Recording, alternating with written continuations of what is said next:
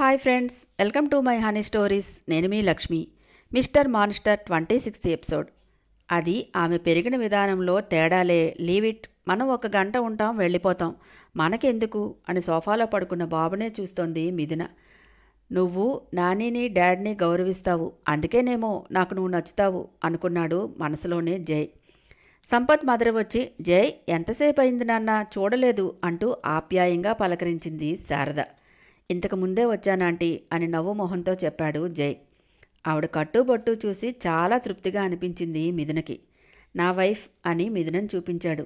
అవునా, ఎంత అందంగా ఉంది, చిదిమి దీపం పెట్టుకోవచ్చు, ఏం పేరమ్మా అని అడిగింది శారద. మిథున అండి అని వినయంగా చెప్పింది. రూపానికి తగ్గ పేరు, చాలా బాగుంది అని కాఫీ తీసుకొస్తా అని హడావిడి పడుతుంటే, ఆంటీ కూల్, మేం తాగాం, మీరు హైరాణ పడకండి అంటూ చేతులు పట్టుకుంది మిథున. ఏంటో అంతా కంగారైపోయింది అని, అత్తయ్య టైం అవుతోంది, కార్యక్రమం మొదలు పెడదామా అని అడిగింది శారద. పంతులు గారు ఎప్పుడో వచ్చారే, మీదే ఆలస్యం, నీకు పదే పదే చెప్పినా అర్థం కాదా, తలకు మించిన భారాలు నెత్తిన వేసుకొని కంగారు పడతావు, వాళ్ళందరికీ నువ్వు దగ్గర ఉండి మర్యాదలు చేయడమేంటి అని రుసరుసలాడింది బామ్మ. పోనీలే అత్తయ్య, మనం మర్యాదలు చేస్తామని వాళ్ళంతా పనిమాల మన ఇంటికి వస్తారా ఏంటి అని చిరునవ్వుతో చెప్పి వెళ్ళింది శారద. నువ్వింత మాలోకుందానివి కాబట్టే వీళ్ళ ఆటలు ఇలా సాగుతున్నాయి. చూడు, కూతురి అత్తవారింటికి వస్తూ ఎలా ముస్తాబయిందో, సిగ్గులేని జన్మ అంటూ ఈసడించింది బామ్మ. మానస్తో నవ్వుతూ మాట్లాడుతున్నదే ఆమె మదర్ అని తెలిసి మిథున కనుబొమ్మలు ఎగిరిపడ్డాయి.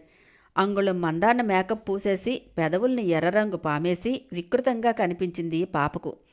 ఓ గాడ్, మరీ ఇంత ఫాస్ట్గా ఉండాలా అనుకుంది మిథున. సంపత్ దంపతుల పేట్ల మీద కూర్చొని బారసాల కార్యక్రమం జరిపిస్తున్నారు. బాబు పేరు ఏమనుకున్నారో బియ్యంలో రాసి చెవిలో 3 సార్లు చెప్పండమ్మా అని పంతులు గారు చెప్పారు. సంపత్ బియ్యంలో రిత్విక్ అని రాసి చెవిలో ముమ్మారు పలికాడు. అప్పుడే లోపలికి ఎంటర్ అయిందో పీస్, ఎంటర్ ద డ్రాగన్లా. రిత్విక్ నేము బాగుంది కదా జై అంటూ సంబరంగా అంది మిథున. నువ్వెందుకు అంత ఎగ్జైట్ అవుతావు, అది మొన్న బుడ్డోడి నేమేం కాదు, సంపత్ కొడుకుది అని వెక్కిరిస్తూ, మన ప్రిన్స్ పేరు నెక్స్ట్ లెవెల్లో ఉంటుందిలే అంటూ గుసగుసగా చెప్పాడు జై. సహజంగా ఆడపిల్లల్లో ఉండే అమ్మతనం మిథున మనసుని తాకింది. ఆ మాటకు ప్రిన్స్ అంటూ తియ్యగా పలుకుతూ కళ్ళని కాకరపు ఒత్తుల్లా వెలిగిస్తూ, ఏం పేరు పెడతావు అని ఉత్సాహంగా అడిగింది. రియాలిటీని మర్చిపోయి తనకు బేబీ ఉన్నట్లు ఊహల్లోకి వెళ్ళిపోయింది మిథున. ఫస్ట్ మన శోభనం జరగనివ్వు, తర్వాత నేమ్ కోసం చించుతా అని టీజింగ్ వాయిస్తో అన్నాడు. అప్పుడు సృహలోకొచ్చి వెంటనే సర్దేసుకొని పక్క చూపుల్ని ఆశ్రయించింది మిథున. జై గట్టిగా నవ్వుకున్నాడు. అప్పుడే గుమ్మంలో నుండి ఎంటర్ అయిందో పీస్. వస్తువునే కళ్ళతో ఏదో స్కాన్ చేసుకుంటూ తనకు కావలసిన పర్సన్ కోసం కళ్ళు ఆత్రంగా వెదికాయి. హలో వివేక్, ఏంటి ఇంత లేటు, కమ్ అంటూ పిలిచారు సత్యం. ఎంతో వినయాన్ని కనపరుస్తూ, సారీ అంకుల్, లేట్ అయింది, త్వరగానే స్టార్ట్ అయ్యాను, మధ్యలో కారు డిస్టర్బెన్స్ ఇచ్చింది అని అన్నాడు వివేక్.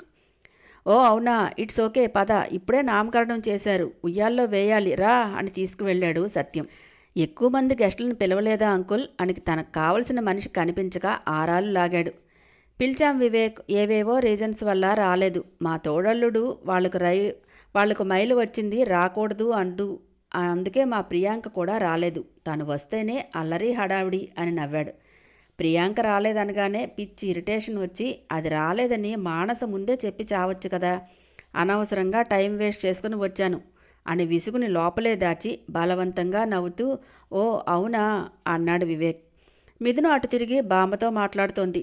డాడీ రండి, బాబుని మీరు మామ్ ఉయ్యాల్లో వేయండి అని పిలుస్తూ, హాయ్ వివేక్, రా, లేట్ అయిందేంటి అని అడిగాడు సంపత్. చిన్నగా నవ్వి, లేట్ అయిందిలే, స్టార్ట్ చేయండి అంటూ మానస మదర్ దగ్గరికి వెళ్ళాడు వివేక్. వివేక్ వచ్చావా అంటూ పళ్ళికిలిస్తూ అడిగిందో మేకప్ కోతి. వచ్చాను, రాకపోతే మానస్తో పడలేం కదా అంటూ మొహం రాల్చుకుంటూ అన్నాడు.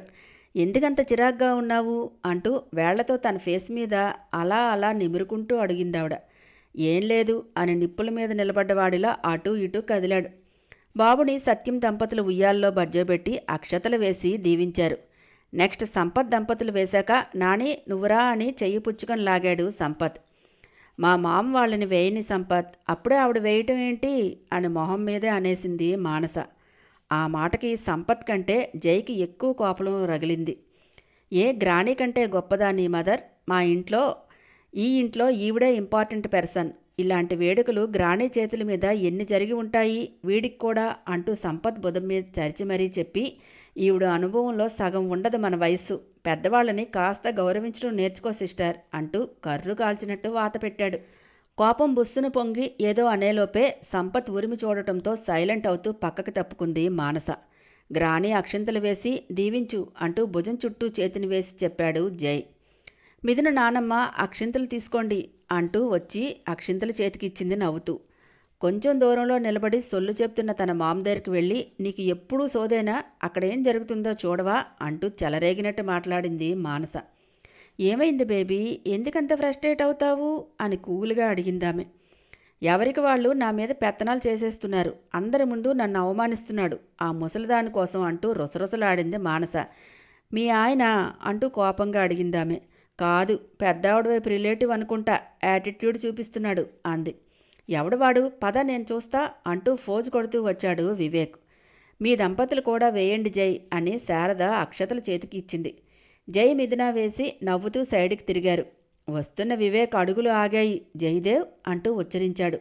వాడు నీకు తెలుసా అని మువ్వారింపుగా అడిగింది మానస.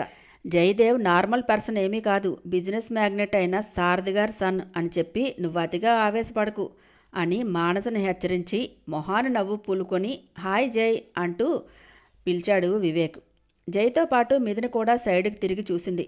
ఎదురుగా వివేక్ను చూడగానే నెత్తిమీద పిడుగు పడినట్టు అదిరిపడింది.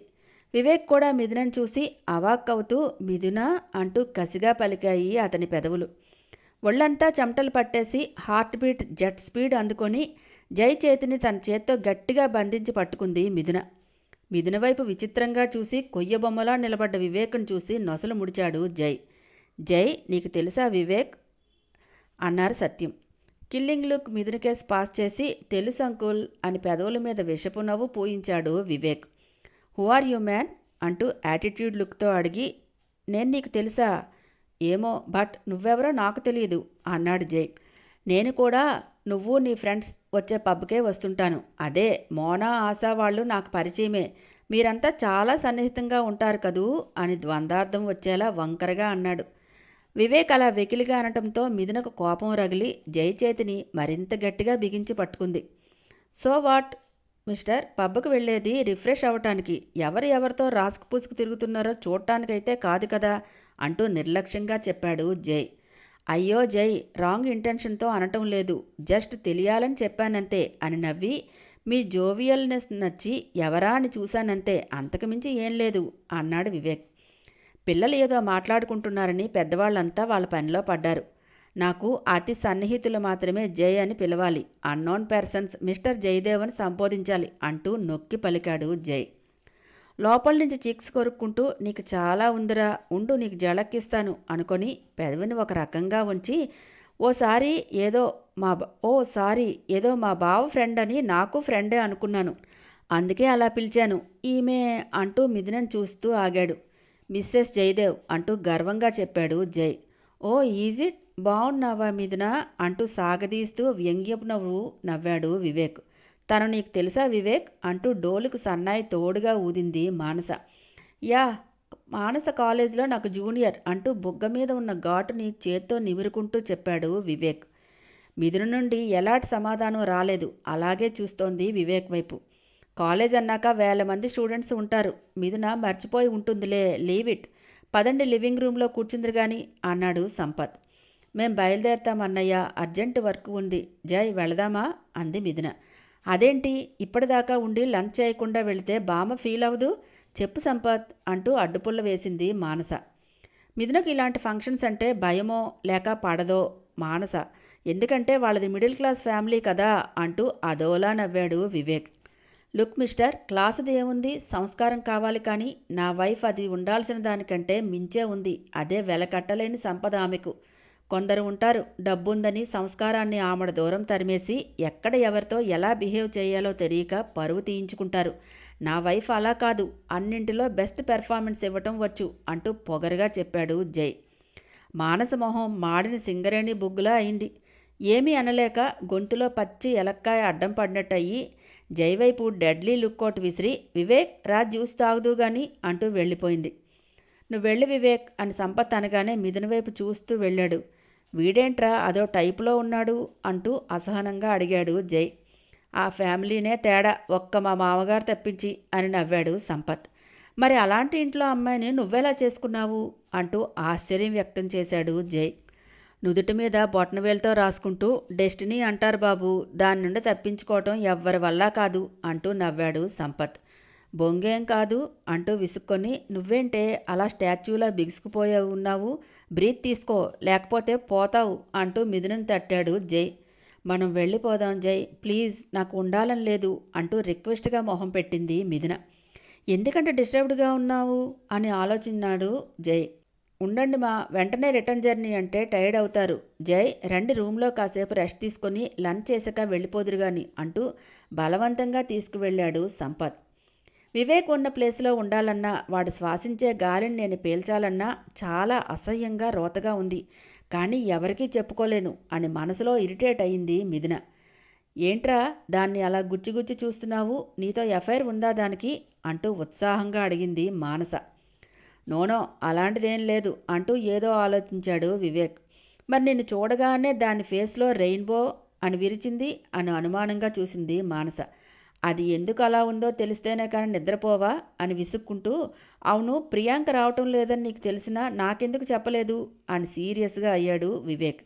నాకు మాత్రం ఏం తెలుసు, మైలా గుడ్డు అని సాకుతో రాకుండా ఎక్కడుతారని, వాళ్ళంతా సెంటిమెంట్ ఫూల్స్, నాకు చిరాకు అందుకే అంటూ మొహం విరిచింది మానస. అలాంటి ఫూల్స్ వల్ల మనం పైకి ఎదుగుతామే, తెలివి తక్కువ ఉంటే మనకు మొగుడై కూర్చుంటారు. నా ప్లాన్స్ నాకున్నాయి, ఈసారి ఇంటికి వచ్చేటప్పుడు ఎలా అయినా కన్విన్స్ చేసి ప్రియాంకని నీతో పాటు మన ఇంటికి తీసుకురా, నెక్స్ట్ స్టోరీ నేను నడుపుతా అంటూ విషపు నవ్వు నవ్వాడు వివేక్. మానస రా బాబు ఏడుస్తున్నాడు అని తన మదర్ పిలవటంతో వెళ్ళింది. రిచ్ పర్సన్కి పెళ్ళానివి అయ్యావా మిథున, నువ్వు ఎలా ప్రశాంతంగా కాపురం చేస్తావో నేను చూస్తాను. ఎథిక్స్ తొక్క అంటూ బోర్డు లెక్చర్లు ఇచ్చే నువ్వు, ప్లేబాయ్ జైగాడు భలే దొరికాడు నీకు. ఇక నుంచి నీ మీద కాస్త ఫోకస్ పెడతాను. నిన్ను నీ బావ ఆ సాకేత్ గాడిని వదలను అంటూ కసిగా పళ్ళు నూరుకున్నాడు వివేక్. ఏమైందే, నిప్పుల మీద నిలబడినట్టు అటు ఇటూ తిరుగుతున్నావు, ఇప్పటిదాకా బాగానే ఉన్నావు కదే, సడన్గా ఇంత డిస్టర్బ్ అయ్యావేంటి అని అడిగాడు జై. నవ్వు నటిస్తూ, డిస్టర్బ్ ఏమీ లేదు జై, ఏంటో ఉండబుద్ధి కావటం లేదు, అందుకే వెళ్ళిపోదామంటున్నా అని నసిగింది మిథున. ఇంకో 1 అవర్ వెయిట్ చేయి, లంచ్ చేసి వెళ్ళిపోదాం, గ్రాని ఫీల్ అవుతోంది అని, చేసిన వాకింగ్ చాలు కానీ ఇలా కూర్చో కాసేపు అని చెయ్యి పట్టుకొని బెడ్ మీదకి లాగాడు జై. ఇది మన ఇల్లు కాదు, మన రూమ్ అంతకంటే కాదు, ఇద్దరం ఒకే బెడ్ మీద పవళించడానికి, వదిలి జై అంటూ చిరుకోపం ప్రదర్శించింది మిథున. సో వాట్, వేళ్లతో హెయిర్ రబ్ చేస్తూ రెక్లెస్గా అడిగాడు జై. తల బాదుకుంది మిథున. నీకంటే సిగ్గు శరం ఉండదు బేబీ, అలా కాదు, తనకంటూ కొన్ని ప్రిన్సిపల్స్ ఉన్నాయి నాయనా అని తన మాటతో మొట్టికాయలను టక్కుని వేసి మాయమైంది ఇన్నర్. హాయ్ ఫ్రెండ్స్, నా ఛానల్ నచ్చితే కనుక లైక్ చేయటం, షేర్ చేయటం, సబ్స్క్రైబ్ చేసుకోవటం చేయండి. పక్కనే ఉన్న బెల్ ఐకాన్ని ప్రెస్ చేయండి. నెక్స్ట్ అప్డేట్ కోసం వెయిట్ చేస్తూ ఉండండి.